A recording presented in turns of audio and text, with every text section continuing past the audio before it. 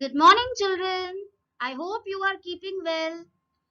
Let us start the last part of lesson number 12, Air, Water and Weather.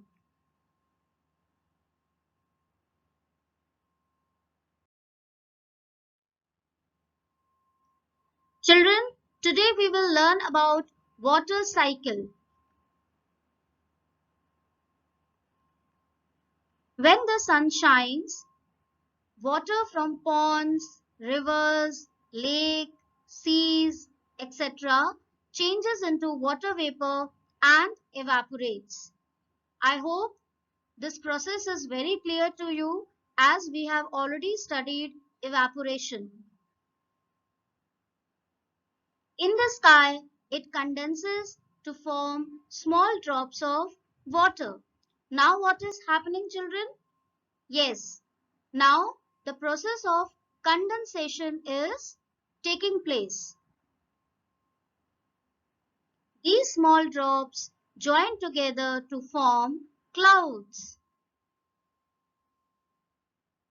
When these clouds pass through cooler air, they get cooled further. The water drops become heavier.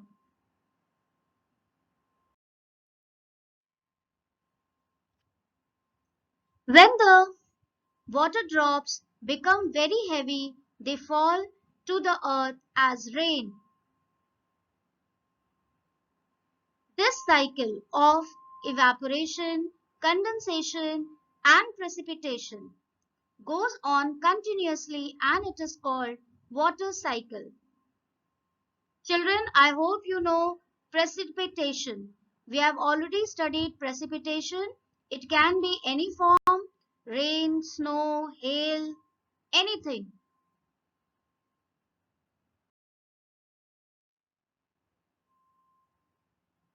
The weather does affect our lives as the changes in weather make us change. What we change? We change the clothes we wear, food we eat, and even our activities changes due to weather. Children, let us understand the water cycle with the help of a diagram. Look at this diagram very carefully. The first stage is evaporation. As you can see, the water body is there and what is happening? The water is evaporating and it is forming the clouds. The clouds are made up of tiny droplets of water as it is condensing here.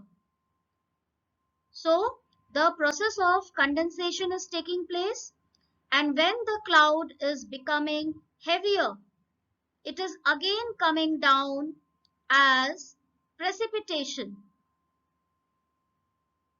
in form of rain. Again it is collecting here in the water bodies. The collection is written here and again the process is going on and on.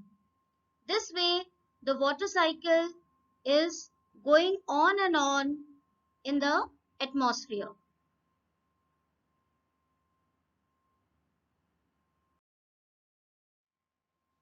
I hope children you have understood the process of water cycle.